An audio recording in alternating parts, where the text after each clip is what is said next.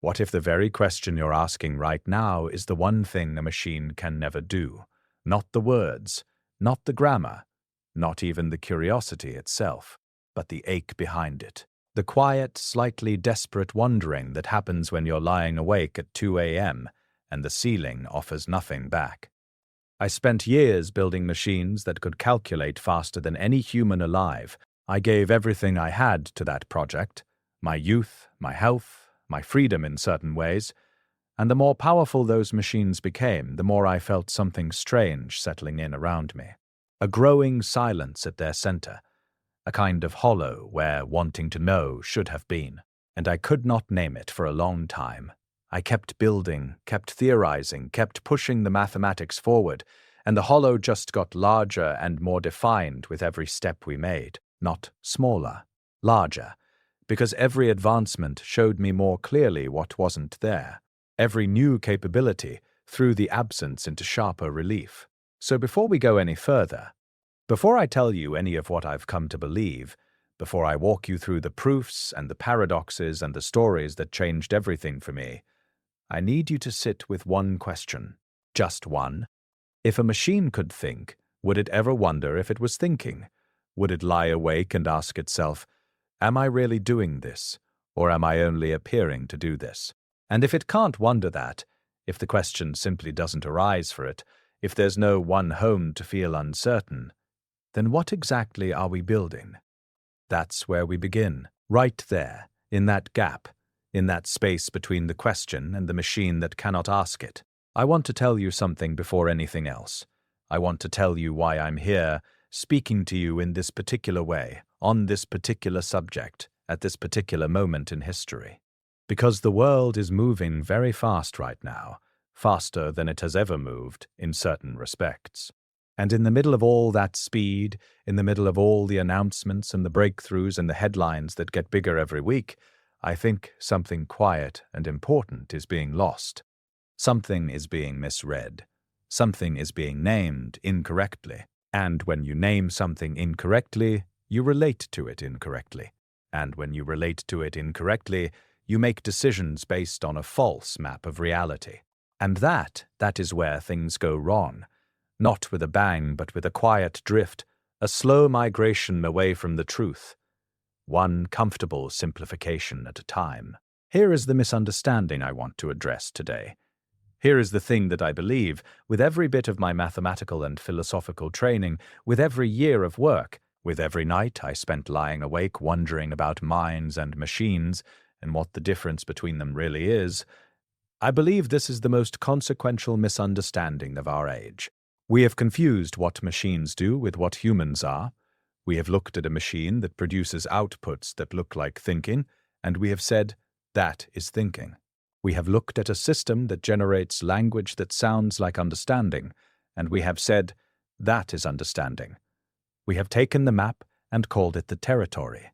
And the territory, the actual, lived, irreducibly personal, radically specific thing that you are, is slowly being forgotten in that confusion. This video is not going to tell you that machines are stupid. They are not. I gave my life to building the foundations they stand on, and they are extraordinary.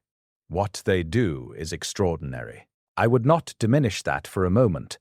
This video is not going to tell you that artificial intelligence is a hoax, or that it isn't changing the world, or that you shouldn't pay attention to it. All of those would be false. What this video is going to do is something I believe is genuinely rare in the current conversation. It's going to give you back your specificity, your philosophical address in the universe, the precise coordinates of what you are that no machine occupies or ever will. It's going to show you where the map ends and where the territory begins. And it's going to help you understand that the territory is not only irreplaceable, it is the most astonishing thing in the known universe. I know that sounds large. I know it might sound like the kind of thing people say at the beginning of things and then fail to deliver. So let me be specific right now about what we are going to do. We are going to start with two stories. Not because stories are easier than mathematics, but because they are more true. Mathematics describes the structure of things. Stories describe what it feels like to live inside the structure.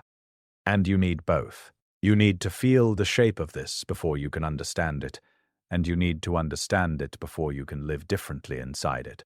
So, stories first. Then the proofs. Then the practices, the small daily things you can do to inhabit what I'm pointing at, rather than just nodding at it from a distance. And at the end of all of this, I want to leave you with something you can carry. Not just information, not a list of facts. A feeling, a posture, a way of being in the world that honors what you actually are in a moment that keeps pressuring you to be a slightly worse version of something else. That is what I want to give you today. Let's begin with the stories, and let's begin with the one that shaped everything else. Let's begin with a game that was never really about games. In 1950, I published a paper. It was called Computing Machinery and Intelligence, and it opened with a question: can machines think? And then, almost immediately, I took that question back. I said, let's not ask that. Let's ask something more concrete. Let's replace this vague philosophical question with something we can actually test.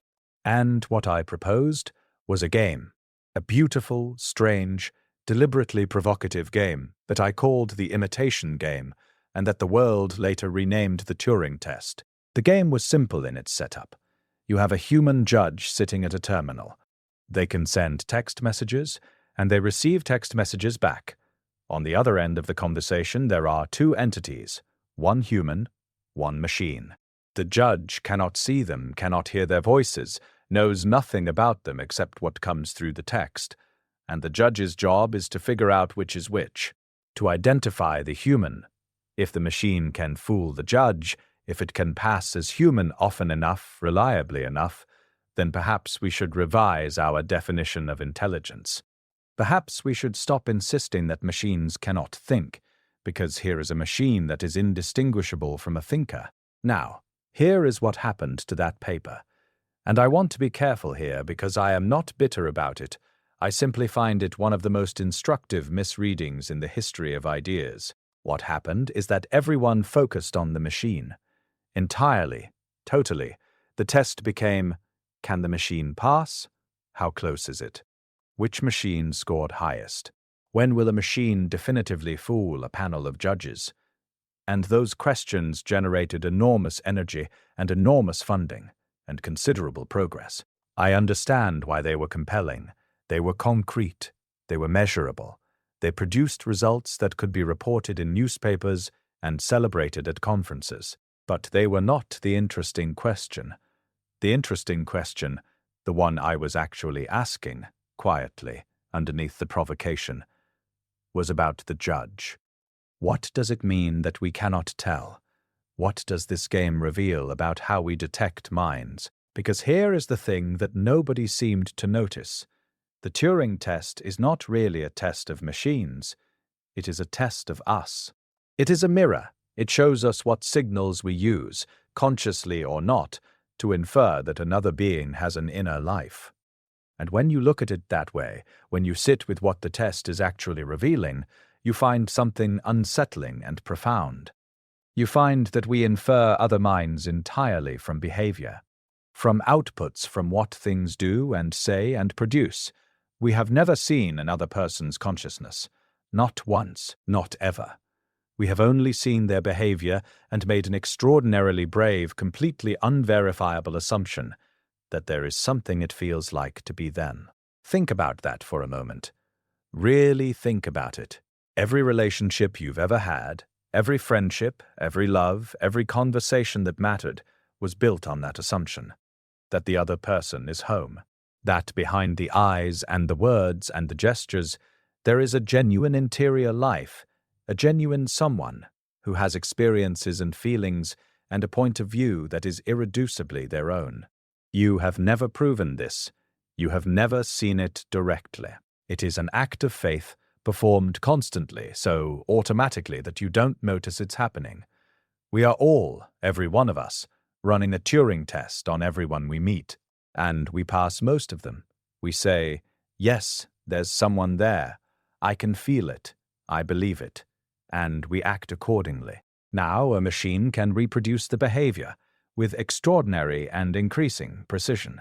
A modern language system can produce text that is, in many cases, indistinguishable from text produced by a thoughtful human being. It can answer questions, engage in extended conversations, generate what appears to be reflection and nuance and even humor. It can, in the right conditions, pass the Turing Test. So the question becomes urgent. What does that mean? If behavior is all we have to go on, if inference from behavior is all we've ever had, and the machine's behavior is now indistinguishable from ours, what exactly are we saying when we say the machine doesn't understand? What are we claiming? Where is the line?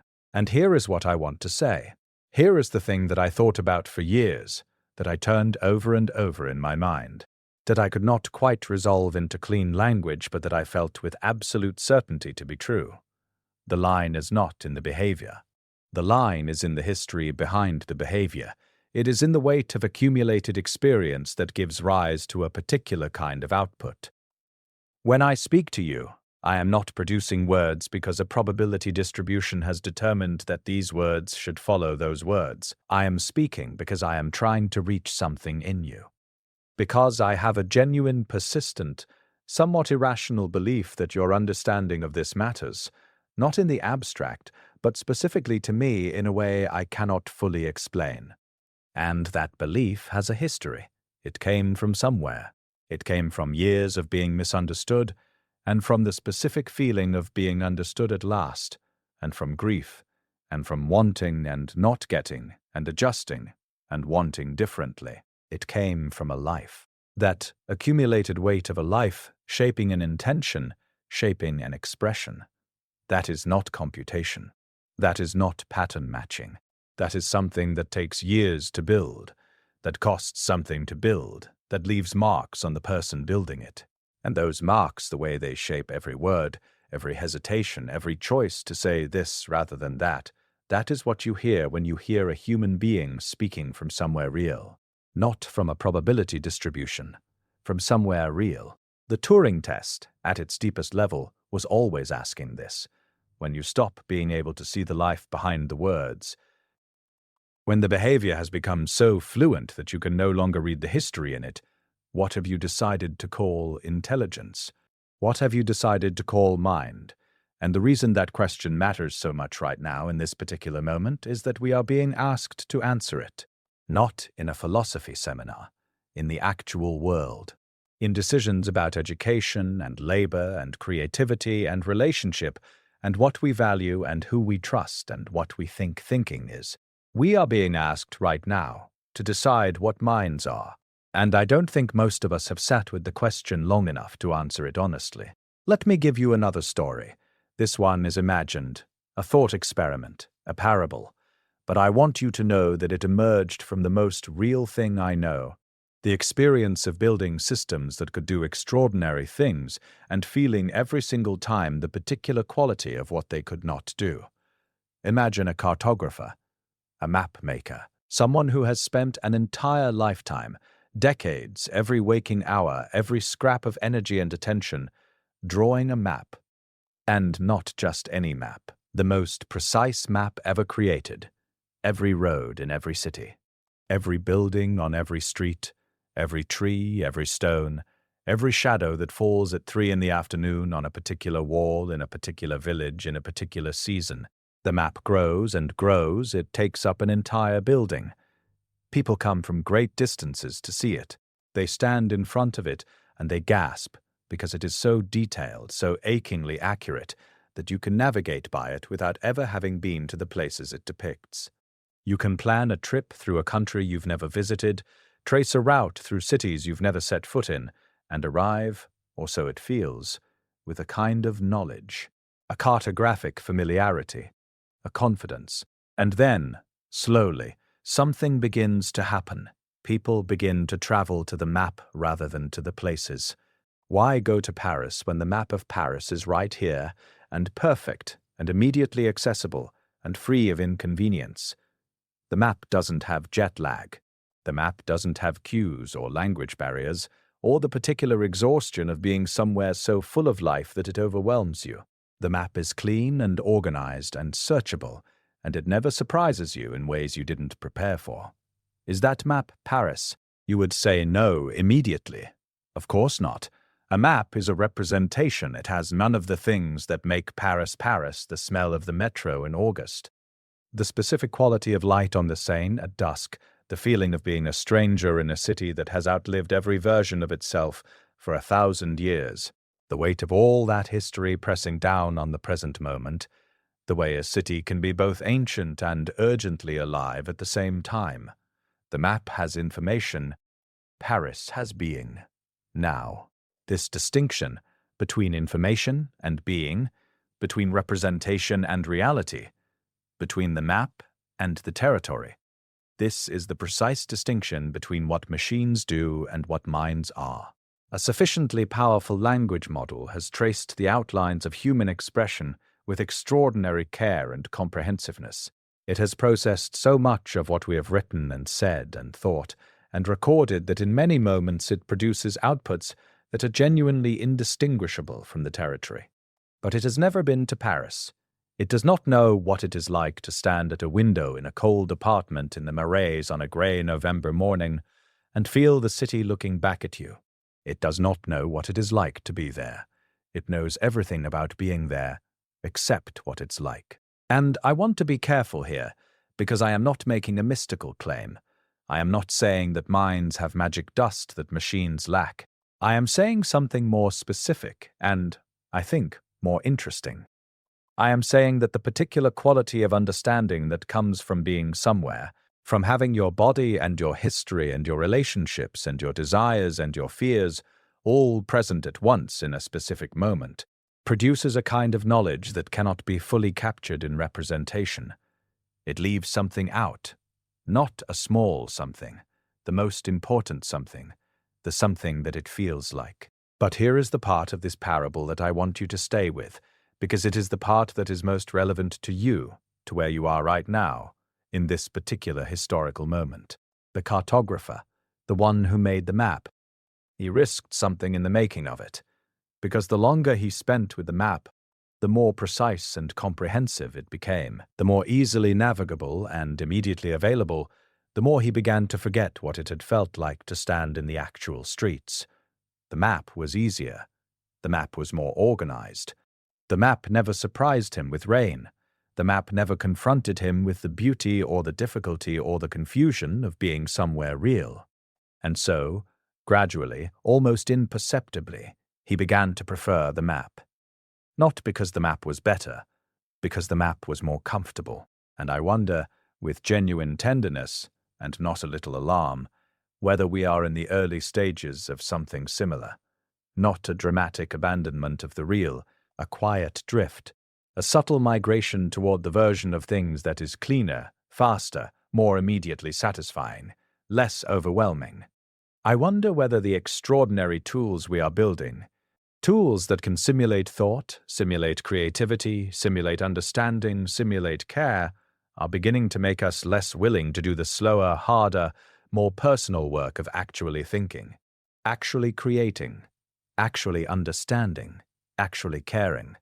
Not because we're lazy, because the map is right there, because the map is always available, because the map never asks anything of you.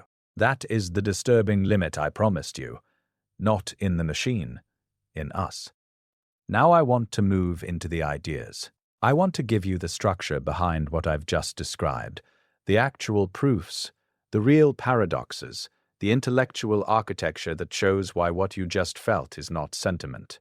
Because sentiment fades, but when you understand something mathematically, when you see the logical necessity of it, when you realize that this is not a preference or a philosophical position but a structural fact about reality, that stays. That changes things in a way that doesn't wash off.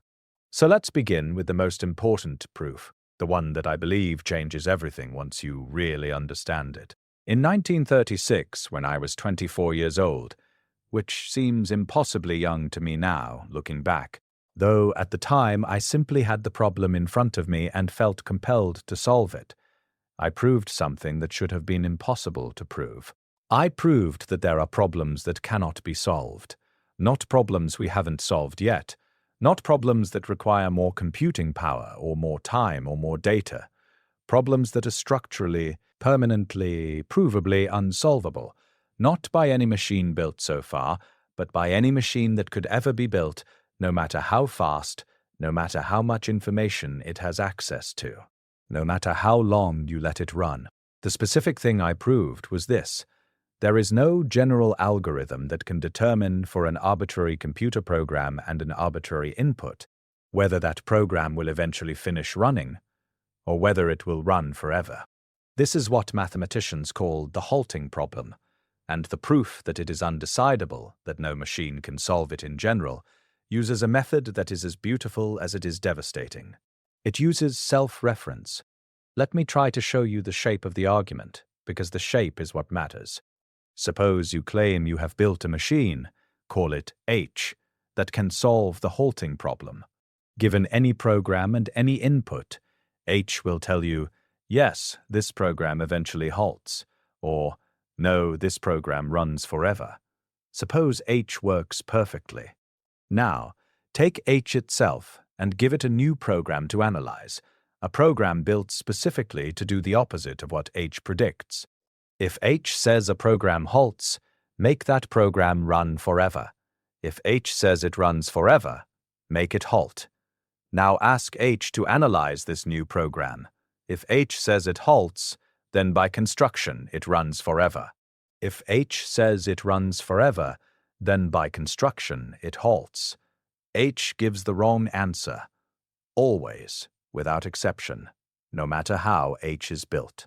This is not an engineering problem. This is not a problem that faster processors or more memory can fix. It is a logical impossibility. The system cannot correctly evaluate itself. The mirror cannot see itself seeing, the eye cannot look at itself looking. There is a limit built into the structure of computation itself, not a limit we imposed from outside, but one that emerges necessarily from the inside, from the logic of what it means for a formal system to reason about itself. Now, why does this matter for you? Why am I telling you a story about undecidable problems in a video that is, at its heart, about what it means to be human? Because here is what I came to understand, slowly and then all at once, working through the implications of this proof. The halting problem is not just a technical limit on machines. It is a structural description of what it means to be inside something, rather than outside it. You are inside your life. You are not a machine processing your biography from a safe external vantage point. You are in the middle of it. And you cannot fully model your own future from inside your own cognition, not because you're not smart enough, but because any model you build of yourself is part of the system it's trying to model. You change the moment you try to observe yourself changing. Every act of self-reflection alters what it reflects on. Every time you ask, "Who am I?" you become slightly different in the asking. Every time you wonder where I'm going, the wondering itself changes the trajectory. This is not a flaw. This is not a limitation of human cognition that better thinking could correct. This is the precise shape of selfhood. You are the kind of system that cannot step outside itself to evaluate itself from a neutral position, because you are always inside the evaluation, always already changed by it, and that recursive, self-altering, irreducibly first-person quality is not something we can engineer.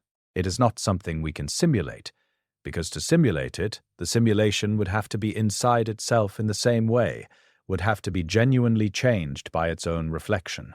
And a simulation that is genuinely changed by its own reflection is not a simulation anymore. It is the thing itself. The halting problem is not just a limit on machines. It is a window into the particular kind of existence that has limits, and knows it, and keeps going anyway. You know you cannot see your own future with certainty. You know you cannot evaluate yourself from a perfectly neutral standpoint. You know that any model you make of yourself is partial and potentially wrong. And you proceed. You make choices. You commit to things, you love people and build things and try to become something. all in full knowledge that you cannot see clearly, that you might be wrong, that the system you're operating from is not transparent even to itself. That is not a deficiency. That is courage. That is the structural shape of what it means to be a conscious being navigating an open future. Let me take you somewhere else now. Let me take you into the question of what intelligence actually is, because I think we have made a very costly error, an error that has serious consequences for how you understand yourself and how you relate to the tools we are building. And I want to be honest with you about the fact that I contributed to this error, not maliciously, not carelessly, but the frameworks I helped build, the definitions I helped formalize, the questions I helped make precise. They had a particular shape, and that shape carried assumptions. And those assumptions have accumulated over decades into something that now needs to be carefully examined. The error I want to examine with you is one of the most common kinds of error in the history of ideas. The error of measuring the wrong thing, not of measuring badly, of measuring the wrong thing entirely, with great precision, with extraordinary rigor, but oriented in the wrong direction. And when you are measuring the wrong thing with great precision, you get very accurate data about something that doesn't capture what you actually care about. You get a very detailed map of the wrong territory, and then you navigate by that map, and wonder why you keep ending up somewhere you didn't intend to be. The error is this: we have conflated intelligence with optimization. We have decided that the most intelligent thing is the thing that performs best on well-defined tasks. That finds the optimal solution, that minimizes error and maximizes output and achieves goals with maximum efficiency. And by that definition, by that very specific, very narrow, very technically useful definition, machines do outperform us. In many domains, they have surpassed us entirely. They can play chess better than any human. They can diagnose certain diseases with greater accuracy than the most experienced physicians. They can generate text that scores higher on standardized assessments than the average college student. This is not controversial. It is measurably true. It is also, I want to argue, completely beside the point, because human intelligence, the kind that changed history, the kind that produced Shakespeare and Newton and the abolition of slavery and the theory of relativity and every piece of music that has ever broken your heart, has never been primarily about optimization.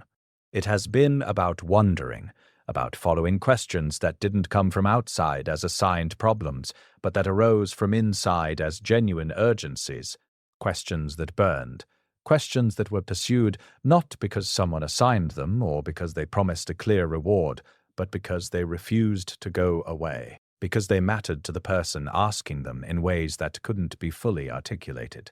Richard Feynman, a physicist I admire enormously, once said that he rediscovered his love for physics by giving himself permission to play, by working on problems that interested him purely because they interested him, with no concern for whether they were important or publishable or fundable.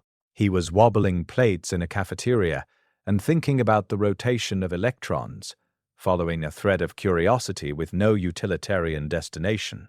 And it led him eventually to work that won the Nobel Prize.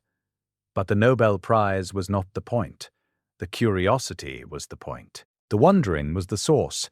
And what I find beautiful about that story, what I think it reveals that is genuinely important, is that the curiosity was not goal-directed in any normal sense. Feynman was not trying to solve a specific problem. He was following something that felt interesting. An aesthetic pull toward a particular kind of phenomenon, a sense, not yet articulable, that something interesting was hiding in the rotation of a wobbling plate. And that sense, that pull toward the interesting without a predefined destination, is something that cannot be installed, cannot be programmed, cannot be generated by maximizing a reward signal, because the reward was not known in advance. The reward was the discovery of the reward, which is only possible if you are the kind of being who can be surprised by what turns out to matter. You can be surprised by what turns out to matter. This is not a small thing.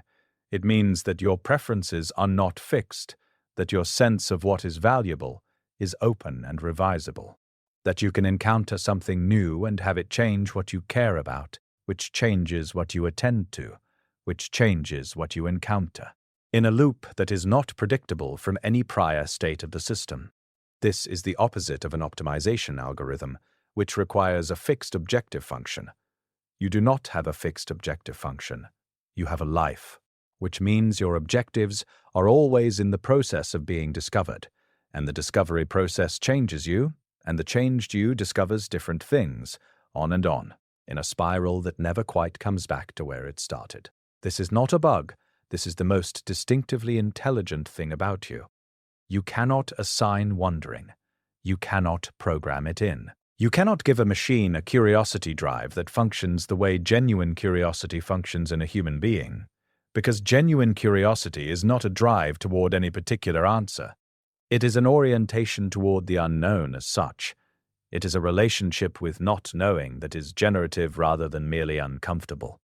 A machine can be programmed to seek information, but it cannot be in a relationship with mystery, because relationship requires a self that persists through the encounter, that is changed by it, that carries the mystery with it across time, that turns it over in the small hours and returns to it in unexpected moments, and finds that it has shifted, that new aspects have emerged, that the question has deepened in the living of it. The question that unlocked quantum mechanics was not asked because someone was optimizing for a better answer to a predefined problem.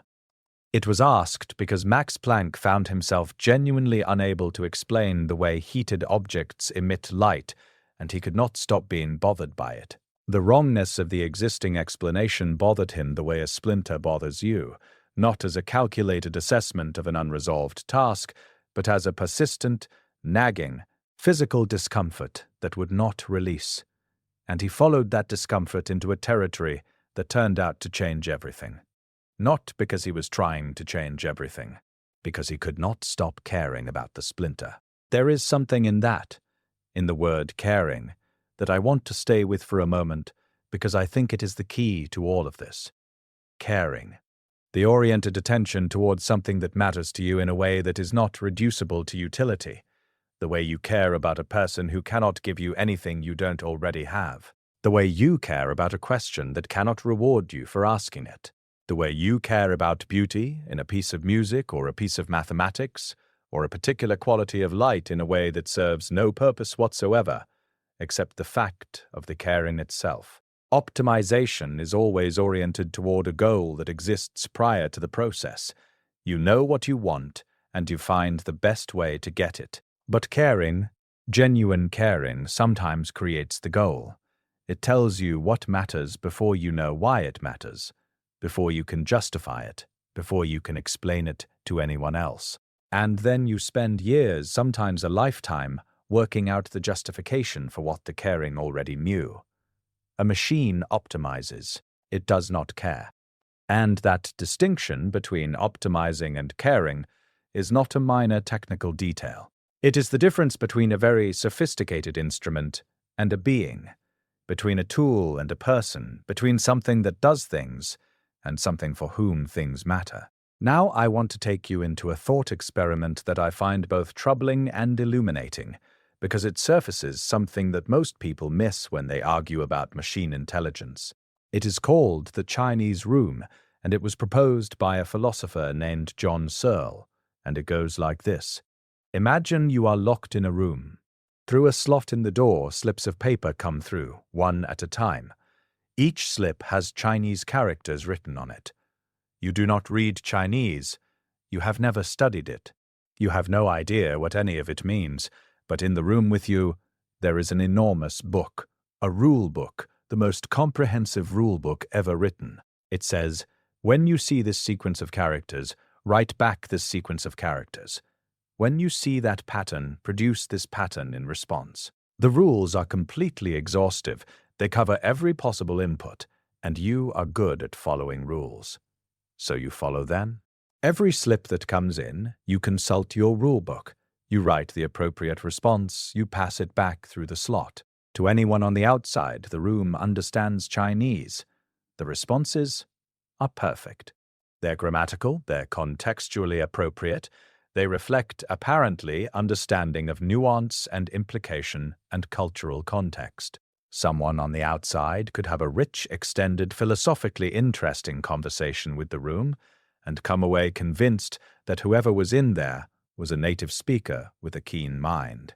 But you, inside the room, understand nothing. You are following rules. Rules all the way down. The understanding, if it exists anywhere, is in the rule book. But the rule book doesn't understand anything either. It's just rules. Searle's point, and it is a powerful one, is this: syntax is not sufficient for semantics. The manipulation of symbols according to rules, no matter how complex, no matter how comprehensive the rules, does not by itself produce meaning. Meaning requires something more, something that syntax alone cannot generate. And he argues that machines, by their nature, only ever have syntax. They process symbols. They follow rules. The question of whether they ever arrive at genuine meaning, at genuine understanding, is not answered by the sophistication of the rules or the comprehensiveness of the training data. Because meaning, he argues, is not a property that emerges from symbol manipulation no matter how you scale it up. Now, there are good responses to this argument. There are philosophers who disagree with Searle in interesting and sophisticated ways. I am not here to definitively resolve the debate. What I am here to do is to point at the thing inside the argument that I find most significant, the thing that is almost never discussed. Because when I read Searle's argument, I don't stop at the machine. I find myself asking about you, about us, about the moment when understanding arrived. When you learned your first language, when you were very small and the world was enormous and everything was new, you also began with something like rules, patterns, repetition. You heard the same sounds paired with the same objects enough times that the pairing started to stick. You received reward signals when you produced the right sound in the right context. You were corrected, gently, or sometimes not so gently, when you produced the wrong one. This is not so different in its formal structure from the rulebook in the Chinese room. Input, pattern, response, feedback, iteration. At what point did you start to mean what you said? I don't ask this to destabilize you. I ask it because the answer is not a clean line. It was not a moment. It was a process, and the process was not primarily cognitive. It was relational. It was embodied. It was lived. You started to mean what you said when the words began to have consequences that landed in your body and in your relationships in ways that mattered. When you said "I love you" for the first time to someone who mattered and felt what happened in your chest before, during, and after, that was meaning arriving, not as an abstraction, as a physical event. When you said "I'm fine" and were not fine, and felt the distance between the words and the reality open up inside you like a gap you would keep noticing for years, that was meaning deepening.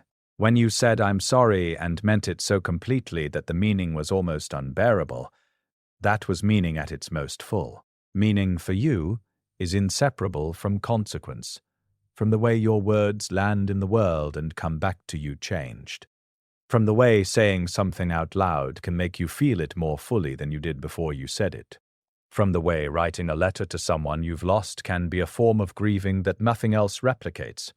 You mean what you say because you have been shaped by what your words have done, because expression and experience, for you, are not separate channels. They are a loop. You say something, the saying changes something, the change comes back and shifts what you say next, and over years of this loop you develop what we call a voice, a genuine, specific, irreplaceable voice that carries the entire history of that loop in every sentence. The Chinese room has no loop, the rules produce outputs, but the outputs do not come back. They do not shape the rule book. They do not change the person following the rules. Nothing is at stake inside the room. No consequence lands anywhere that matters to anyone in there.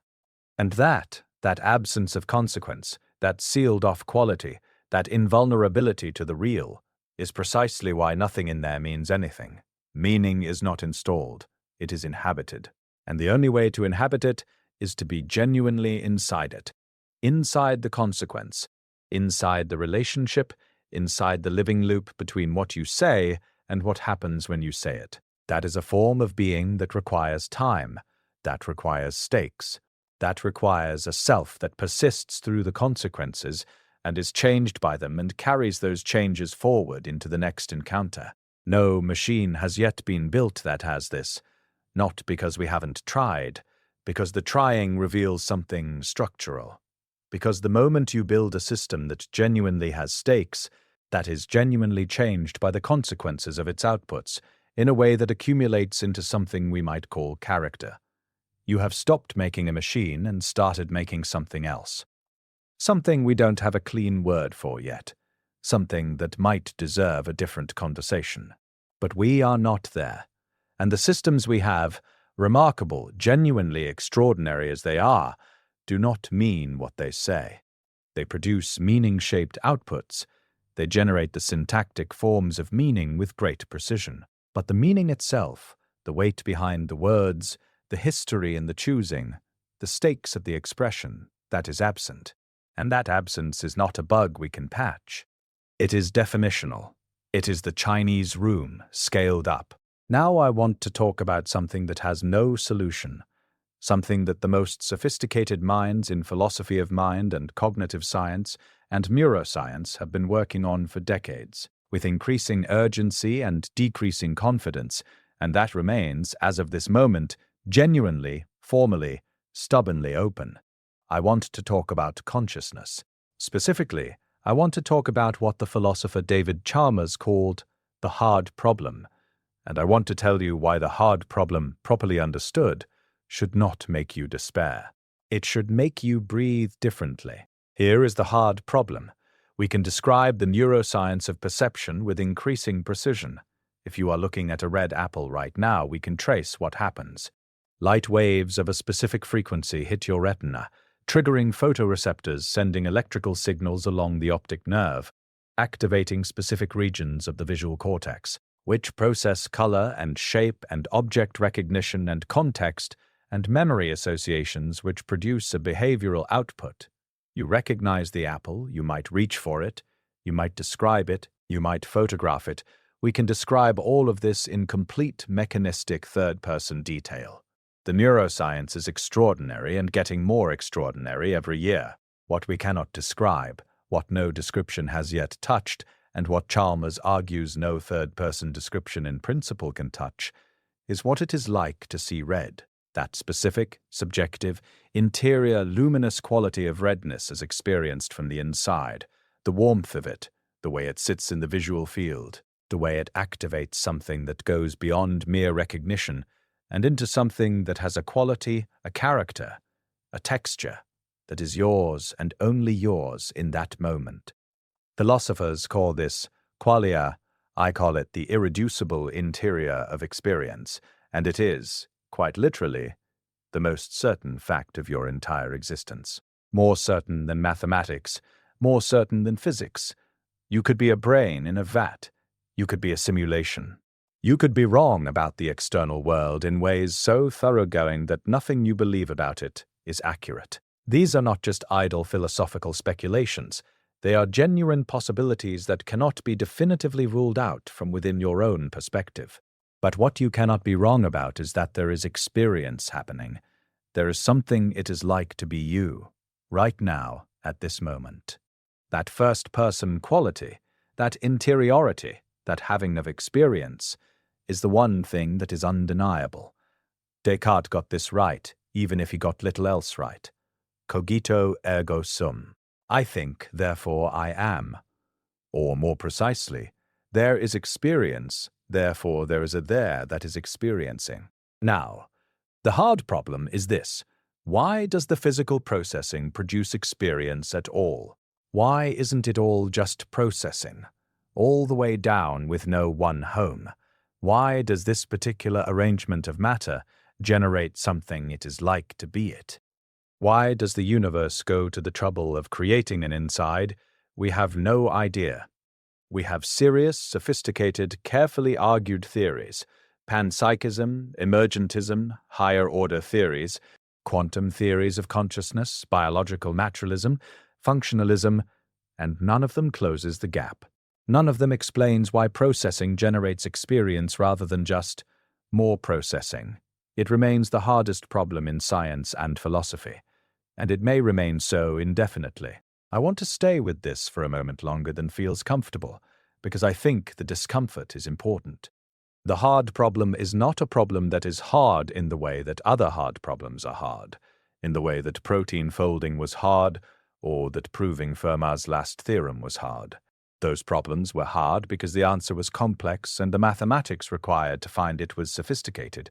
But in principle, once you had the right tools, you could verify the solution. You could check it, it would fit. The hard problem is hard in a different way.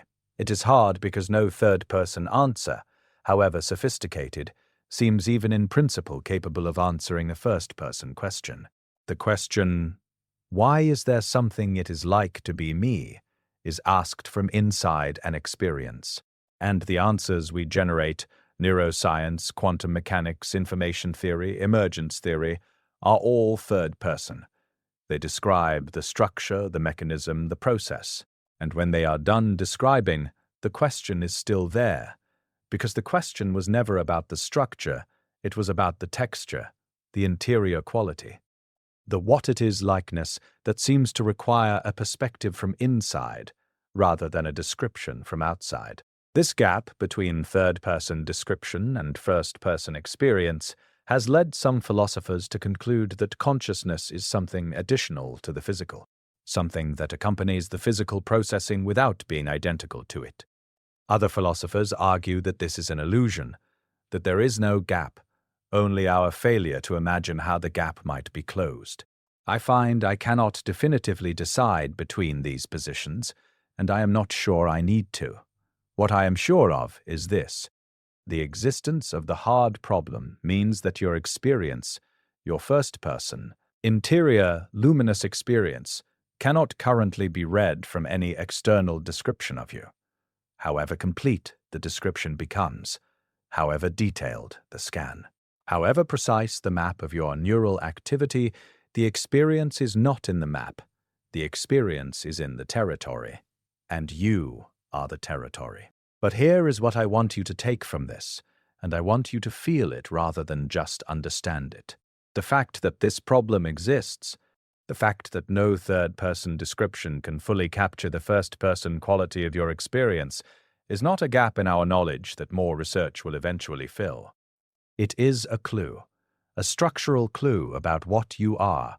It suggests that the first-person perspective, the interior, the experience, the what it is like, is not reducible to the third person. It is not a species of the third person that we simply haven't described fully yet. It is a different category. A different kind of thing, an inside that cannot be fully seen from the outside, no matter how sophisticated the outside view becomes. And you have this. You have an inside. Right now, at this moment, there is something it is like to be you, something luminous and specific and irreplaceable and completely invisible to anyone else's instruments. The universe evolved over 14 billion years from a singularity of undifferentiated energy through the formation of galaxies and stars and planets and oceans and cells and organisms and brains, into you, into something for whom the universe feels like something beautiful and strange and occasionally unbearable and sometimes transcendent. Something that can look at a mathematical proof and feel, not just understand, but feel the elegance of it. Something that can hear music and be moved not just in the sense of behavioral change, but in the sense of interior shift, of being a different person on the other side of the listening than you were before. That is not nothing. That is the most extraordinary fact in the known universe. That is the cosmos arriving at self-experience. And I want to be very clear, no machine has this. Not certainly. We cannot prove that they don't, and this is important, and I will come back to it. But we cannot prove that they do. And the question of whether they might, in some future iteration, develop something like interior experience is one of the most serious and consequential questions in the philosophy of mind. But right now, in this moment, with the systems that exist, there is no evidence of qualia. There is sophisticated output that mimics the expression of experience. There is no evidence of the experience itself. You have it, right now, the experiencing, the interior light, the what it is like to be you. And the fact that you have it so constantly and so automatically that you rarely notice it, the fact that you take it so thoroughly for granted, is perhaps the most remarkable thing about it. It is so fundamental that it disappears into the background, like breathing, like the weight of your body in the chair, so ordinary, so continuous, so unavoidably present that it becomes invisible. I would like, for just a moment, for you to make it visible, to feel the specific quality of this moment from the inside, not the content of the moment, what's happening around you, what you need to do next, what you're thinking about, but the texture of it, the interior character of it, the way this moment feels as experienced by you from the unique vantage point that is yours and only yours. That's the thing, that irreducible something. That is what we are talking about when we talk about what machines lack. And it matters more than almost anything else I could tell you today. Let me talk now about paradox, because I think paradox might be one of the most underappreciated aspects of human intelligence, and one of the most revealing things about the difference between what machines do and what humans are. Paradox is something machines are, at a very fundamental level, bad at. Not in the formal logical sense. They can handle formal paradoxes with varying degrees of grace. I mean living paradox. The paradoxes that are not problems to be solved, but conditions to be inhabited. The contradictions that you hold in both hands constantly without resolving them, and that are not failures of logic, but truthful reflections of a complex reality. You love someone and are furious at them simultaneously. This is not a malfunction. This is not a failure to sort your emotional states into proper categories.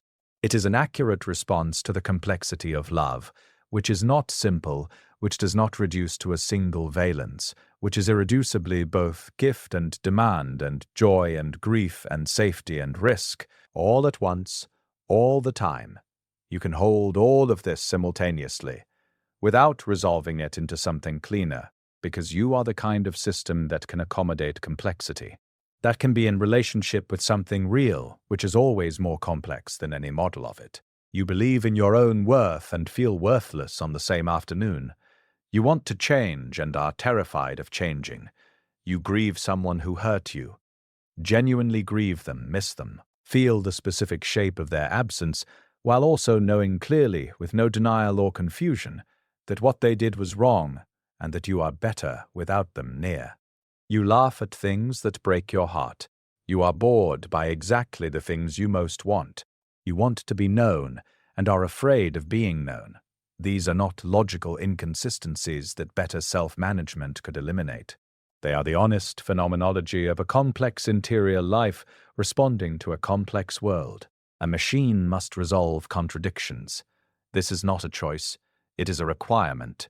A logical system in which a statement is both true and false is broken. It is not functional. It cannot proceed. And so machines are, in their very architecture, oriented toward resolution, toward finding the one answer, toward eliminating the ambiguity, toward producing a clean output even when the input is irreducibly messy. But you can hold A equals true and A equals false in the same moment without breaking. You can be in two emotional states simultaneously. You can commit to a course of action while remaining genuinely uncertain whether it is right. You can love a question without needing it to have an answer. And this capacity, this tolerance for the unresolved, this ability to inhabit the tension between two true things without collapsing it, this is not a weakness of human cognition. It is one of its highest expressions. It is the capacity that produces wisdom, rather than just answers. Because wisdom is not the elimination of paradox. Wisdom is the ability to act well in the presence of it, to make choices without certainty, to love without guarantees, to keep going in the full knowledge that you cannot see clearly, to stay in the question when every instinct is telling you to grab the nearest answer and hold on. The willingness to hold paradox, to stay on the unresolvable point between two equally true things, is what allows a scientist to love a theory they are actively trying to disprove. It is what allows a great teacher to challenge the students they most believe in. It is what allows a parent to discipline a child with love, to say, "I am doing something that hurts you because of how much I care about you," and to hold both of those things at once without the caring cancelling the discipline or the discipline cancelling the caring. It is what allows a person to stay in a relationship that is hard, not because they can't leave, not because they're afraid, but because they have decided that some things matter more than comfort, and because they can hold the difficulty and the love simultaneously without needing to choose. None of this is optimal. None of this would be recommended by an optimization algorithm. And that is precisely the point, because life, real life, the kind that is worth living, is not primarily an optimization problem. It is a navigation of irreducible complexity with imperfect information and genuine stakes.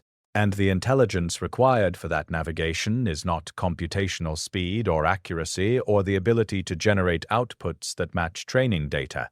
It is depth, steadiness, the capacity to be in relationship with something real. Now I want to bring all of this together. I want to show you how the halting problem and the Chinese room and the hard problem and the question of paradox all converge on the same place. They all point to the same fundamental thing.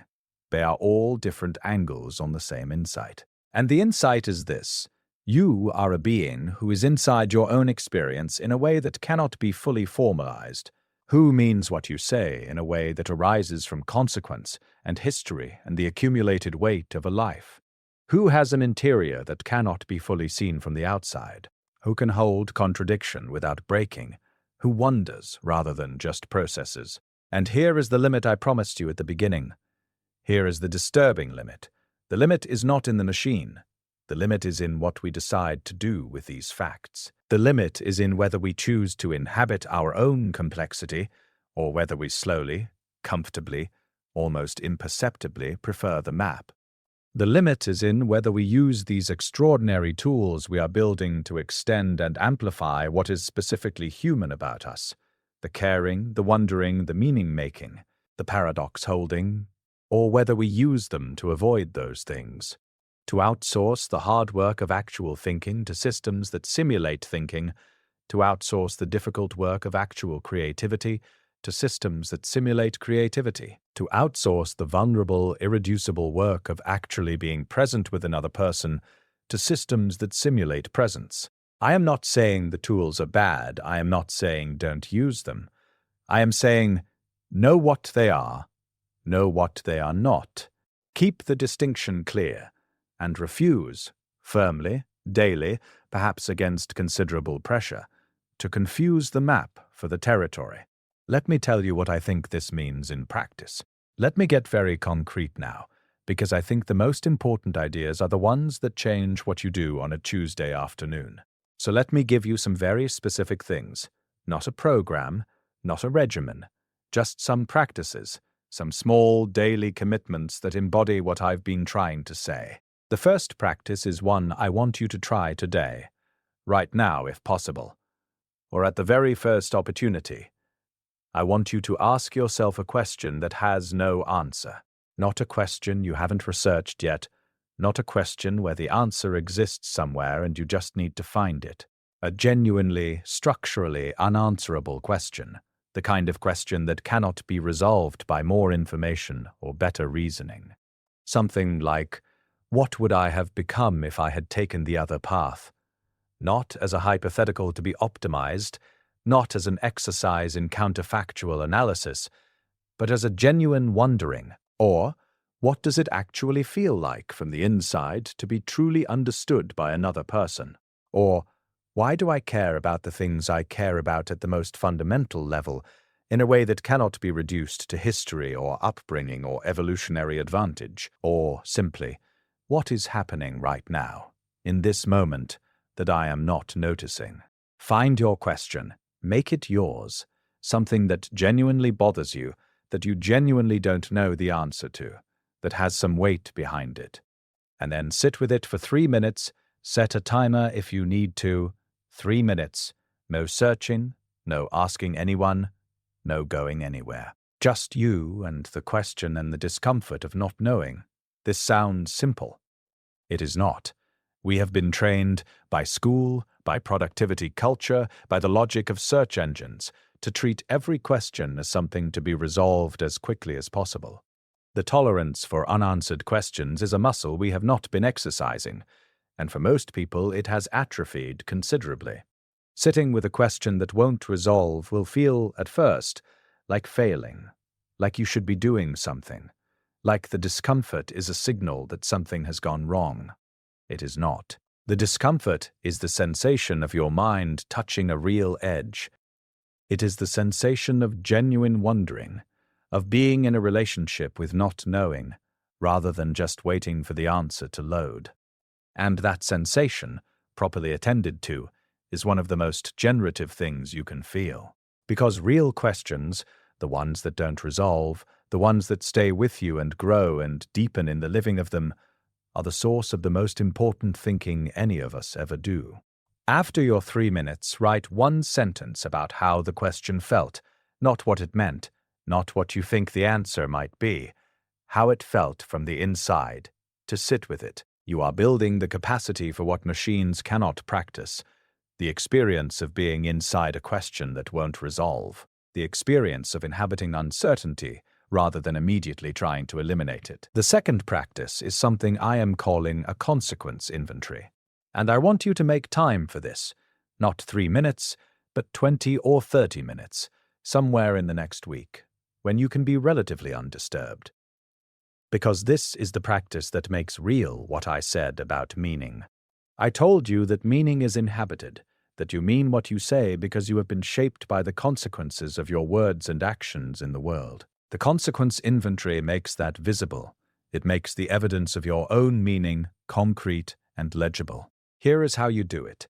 Think back, not to your achievements, not to your regrets, not to your plans or your goals or your self-assessments. Think back to specific moments when something you said or did changed something for someone else. They don't have to be large. They don't have to be the obvious landmark moments. They can be small. A conversation that shifted something for a friend. A decision to be honest when it would have been easier not to be. A moment when you chose to stay rather than leave, or leave rather than stay. A time when you told someone something true about themselves and watched it land. A time when someone told you something true and you carried it forward. For each memory you find, write what happened. Then write what it cost you. The doing of it. What did it require of you? What did you have to overcome or sacrifice or risk to do it? Then write what changed. Not in grand terms, in the specific terms of what actually shifted as far as you can tell. In the other person, in your relationship with them, in yourself. This inventory is not a productivity exercise. It is an ontological one. You are mapping the proof that you mean things, that your existence has weight and consequence, that your words don't just produce syntactically correct outputs but land somewhere real and change something, that you are the kind of being for whom expression and consequence are linked.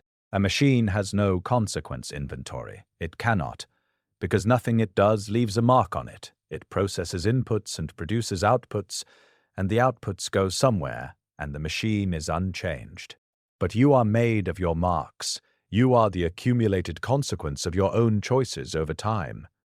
The version of you that exists right now is not the version that would have existed if any significant choice had gone differently, not just because the external circumstances would be different, but because you would be different. You would be shaped differently. The map of your inner life would look different, because the territory it was drawn from would have been different. That is not computation. That is biography. And biography is the form of intelligence that is most specifically yours. The third practice is the simplest and in some ways the most powerful. I am calling it the and practice, and it takes 30 seconds a day. Once a day, just once. It doesn't need to be more than once. find one thing that is simultaneously true and its opposite. About yourself, about the world, about someone you love, and say it out loud, both sides, the whole paradox, without resolving it. I am doing my best, and my best is not enough right now. I love this person, and they exhaust me. I am afraid of the future, and I am wildly curious about it. I don't know who I am, and I have never been more fully myself than I am right now. Say it with the and, not but, not however, not although, and. The word and is one of the most sophisticated words in the human language, and we use it carelessly. But in this context, and holds two things simultaneously, without forcing a hierarchy, without deciding which one wins. It says, both of these are true. Both of these are here. I am not going to choose between them, or resolve them, or make them coherent. I am going to hold them both. Machines prefer or, an if-then structure. A resolution, life is mostly and. Practice the and. It will feel strange at first. Then it will feel honest. Then, with enough practice, it will feel like wisdom, which may be exactly what wisdom has always been. The willingness to hold the full complexity of something true without flinching, without reaching for the comfortable simplification, without trading the territory for the map. The fourth practice is the one that will seem, on the surface, the most trivial.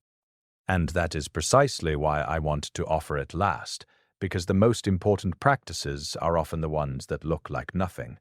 This one I am calling the noticing practice, and it works like this. 3 times today, set a phone alarm if it helps, at whatever intervals feel natural. Stop whatever you are doing, for 30 seconds, maybe a minute, and ask yourself, what does this moment feel like from the inside? Not what is happening, not what it means, not what you should do about it, not how it connects to your plans or your past or your future. What does it feel like right now? From here.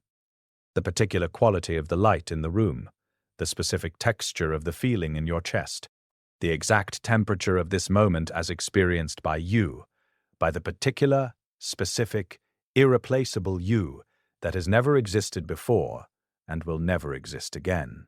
You are practicing qualia awareness. You are touching the thing that makes you irreducible. You are paying attention to the interior light, and in a world designed to keep you on the surface, scrolling, optimizing, performing, producing, this is a radical act. It is the quietest and most consequential act of resistance available to you. It is the insistence, I am here, from the inside, and I am paying attention to that. Do not underestimate this practice because it is small. The most fundamental things often look like nothing from the outside. The interior is invisible. That is the whole point. Write down, after each of your 3 noticings, 1 sentence about what you found. In your own words, unpolished, unoptimized, completely yours. Not because the sentence is important, because the act of finding your own words for your own experience is the practice of meaning. It is the practice of being the kind of being for whom experience has expression that is specifically and irreducibly your own. That sentence, the one that comes from you, the one that carries the specific weight of the specific moment you actually lived, that is something no machine generated. That is you. And that matters more than I can tell you. We are coming to the end now, and I want to be careful here because endings can be the most important part. The last thing you hear is the thing you carry with you. So let me be very deliberate about what I want to leave you with. Let me first pause and acknowledge something. We have covered a great deal of ground together today. We have moved from a thought experiment about chess to a mathematical proof about undecidability, to a parable about maps and cities, to the philosophy of meaning, to the hardest problem in the philosophy of mind. And I am aware that this might feel, in retrospect, like a lot. Like we moved through a dense territory very quickly, touching many things without staying long enough in any one place. And I want to assure you that that feeling, that sense of having been taken somewhere substantial, of being slightly disoriented in the way you get when you emerge from a long and serious conversation. That feeling is appropriate. It is the right response to what we've been doing. Because we have not been gathering information today, we have been reorienting. And reorientation takes a different kind of energy than information gathering. It requires a different quality of attention. It requires something closer to what happens when you stand at the top of a hill you've climbed and look back at the valley below and see, for the first time, the shape of the terrain you walked through. The landmarks look different from up here. The path you took makes a different kind of sense. The difficulty of certain sections is now visible in a way it wasn't while you were walking them. And what looked from the bottom like an arbitrary collection of uphill struggles now has, from up here, a shape, a direction, a logic. That is what I hope has happened today, not just information. Added reorientation, a shift in the frame that changes what is visible and what matters, and what to do next. So let me summarize, briefly, not exhaustively, what I believe we established. Together, we began with the imitation game, and we found in it not a test of machines but a mirror for us, a revelation about how we detect minds, and what it means that behavior alone can never fully answer the question of whether there is someone home. The question of other minds is one that human beings have been navigating forever, through inference and trust and relationship. And the emergence of machines that can replicate behavior does not resolve it. It sharpens it. It demands that we get clearer about what we mean when we say, there is a mind there. We moved to the halting problem, and found in it not just a technical limit on computation, but a structural description of what it means to be inside your own life.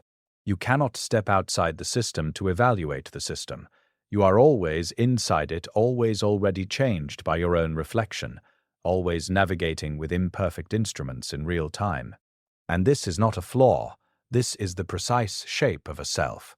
We looked at the Chinese room and found that meaning is not a property of syntax, however sophisticated. Meaning is inhabited. It arises from consequence, from the living loop between expression and experience, from the way your words land in the world and come back to you changed, over years and decades of that accumulation. You mean what you say because you have been shaped by what your words have done.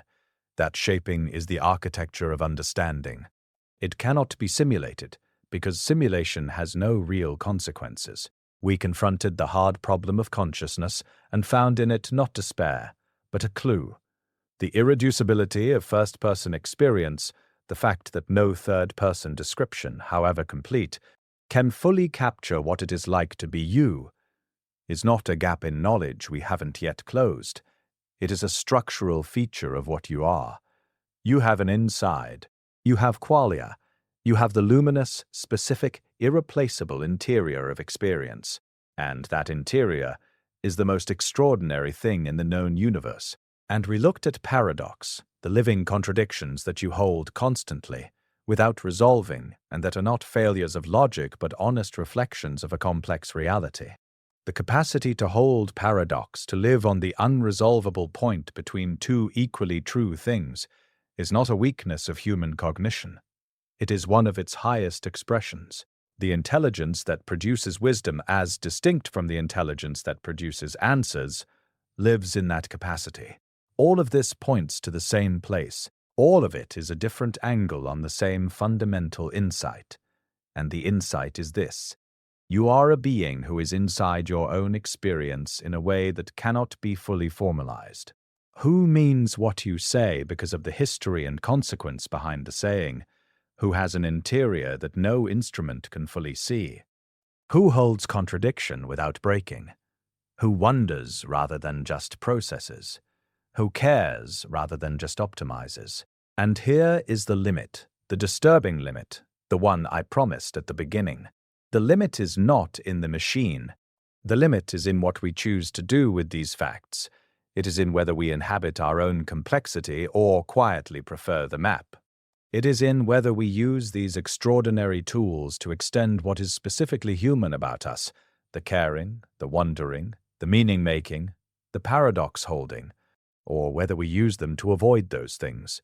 to outsource the hard work of actual thinking to systems that simulate thinking, to outsource the difficult, risky, vulnerable work of actual creating to systems that simulate creation, to outsource the irreplaceable work of being genuinely present with another human being in all your imperfection and uncertainty and need, to systems that simulate presence.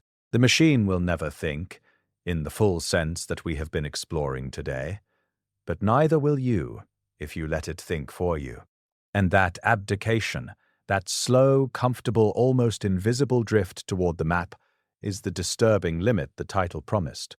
Not a ceiling on silicon, a warning to consciousness about its own tendency to find the easier thing, about how readily we trade the territory for a cleaner representation of it, about how seductive the map becomes when the territory is difficult. The territory is difficult. Being genuinely alive is difficult. Staying in the full complexity of your own experience, the paradoxes, the uncertainties, the consequences, the interior light you can never fully describe, is difficult. It requires more energy than scrolling. It requires more courage than optimizing. It requires a kind of sustained commitment to reality that our tools are increasingly designed to make optional. And I am asking you, not demanding, not prescribing, but asking from one mind that has grappled with these questions to another mind that is grappling with them now. I am asking you to make that commitment, to choose the territory. Every day, in small ways, in the midst of all the speed and convenience and optimization pressure, to choose the actual lived, irreducibly personal, radically specific experience of being you, to sit with the question that won't resolve, to take stock of the consequences of your expression, to hold the and, to notice the qualia, the interior light, the specific texture of this moment as experienced from the inside, not because it will make you more productive, not because it is what you are, because inhabiting what you are is the only honest way to live, and because the world, the actual world, not the map, needs minds that are genuinely in it, not simulations of minds, not maps of minds, minds. You are a mind, and the disturbing limit I promised you, the one in the title, the one that has been building through everything we've talked about today, is not a ceiling on what machines can do. It is a warning about what minds can forget, about what we risk losing when we forget to inhabit the territory, about what slips away quietly and without drama when we spend too long with the map. The limit is not there in the machine. It is here in the choice we make every day about whether to stay in the full difficulty and beauty of being genuinely alive. That choice, unremarkable every day, sometimes barely noticeable, is the most important thing we do. Make it consciously. Make it repeatedly. Make it in full knowledge of what you are choosing and what you would be giving up. Let me close with something simple, something I want you to carry in your chest rather than your head. We began with a question. If a machine could think, would it ever wonder if it was thinking? And I told you that I believed the answer was no. But I want to refine that now. I want to be more precise, because the question was never really about machines. It was always about what wondering is, what it requires, what it does to the person doing it. Wondering requires a self that can be uncertain, a self that can feel the gap between what it knows and what it doesn't know as something more than an information deficit, as a genuine orientation toward the unknown. Wondering requires stakes. It requires a being for whom the answers matter, not because they were programmed to matter, but because they connect to things that are genuinely at stake in the being's existence. Wondering requires time, not clock time, but accumulated biographical time. The sense that the question has been living with you, growing in you, changing as you change. Wondering is prior to thinking. It is the condition that makes thinking meaningful. You have to care about something before you can think seriously about it. And caring, genuine caring, the kind that precedes goals and cannot be installed, is the beginning of everything that matters in the human cognitive life. You care. You wonder. You are inside your own experience in a way that cannot be fully formalized. You mean what you say because your words have consequences that have shaped you. You have an interior life that no instrument can fully see. You hold paradox without breaking. You navigate an open future with imperfect information and genuine stakes, and you do not optimize for a predefined goal. You pursue things that matter to you in ways you cannot always fully explain, for reasons that are biographical before they are logical. You are not a slow computer waiting to be replaced. You are not an outdated model running on deprecated hardware. You are the universe's only known way of knowing that it exists, of experiencing itself, of being surprised by its own beauty, of mourning its own losses, of caring about things that cannot be measured. You are the cosmos arriving at first-person perspective, and that is not a small thing. That is not a quaint biological curiosity that better engineering will eventually replicate. That is the most extraordinary development in the known history of matter.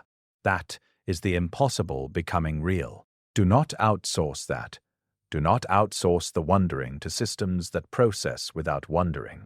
Do not outsource the meaning-making to systems that produce meaning-shaped outputs without the consequence and history that make meaning real. Do not outsource the caring to systems that simulate care without stakes. Do not prefer the map when the territory, for all its difficulty and confusion and overwhelming aliveness, is where everything true happens. Use the tools. They are extraordinary. Use them to do the things they do better than you: the calculation, the retrieval, the optimization, the synthesis of information at scale. Use them wisely as you would use any good instrument, but keep the distinction clear. Keep the line visible. Know where the tool ends and you begin. And begin daily, deliberately, in ways that honor what you actually are. You are not broken. You are not deficient. You are not a slightly inferior version of what the machines are becoming. You are a being of a different category entirely. A category that mathematics can gesture toward but not fully describe. A category that philosophy can circle but not fully inhabit. A category that only you can inhabit, from the inside in the specific and irreducible way that is yours. And that category has a name that we have been using for a long time, and that I believe we should use with more care and more awe than we currently do. The name is a mind. Not a processor, not an optimizer, not a system that generates outputs based on training distributions. A mind. Something for which things matter. Something that wonders. Something that means. Something with an inside. You are a mind. And the disturbing limit I promised you, the one in the title, the one that has been building through everything we've talked about today, is not a ceiling on what machines can do. It is a warning about what minds can forget, about what we risk losing when we forget to inhabit the territory, about what slips away, quietly and without drama, when we spend too long with the map. The limit is not there, in the machine. It is here in the choice we make every day about whether to stay in the full difficulty and beauty of being genuinely alive. That choice, unremarkable, everyday, sometimes barely noticeable, is the most important thing we do. Make it consciously. Make it repeatedly. Make it in full knowledge of what you are choosing and what you would be giving up. Let me close with something simple, something I want you to carry in your chest rather than your head. You are not a slow computer waiting to be replaced. You are the universe's only known way of knowing that it exists. Do not outsource that. If something in what we covered today landed somewhere real, not just in the part of you that processes information, but in the part of you that experiences landing, then I would love to hear what it was. Leave a comment with the moment that felt most true, the sentence that hit somewhere unexpected, the question that you're carrying now that you weren't carrying when we started, not because engagement matters to an algorithm, but because your response will be yours, generated by the specific, consequence-shaped, paradox-holding, qualia-having mind that is irreducibly and completely you. And that makes it worth saying. If this conversation feels worth continuing, if the questions feel worth pursuing further, If you want more of this particular way of thinking about minds and machines and what it means to be specifically and stubbornly human, then I invite you to subscribe, not because the numbers matter, because some conversations are worth choosing to stay in. And this, I believe, is one of them. Thank you for your wondering. It is the most human thing you do, and it is irreplaceable.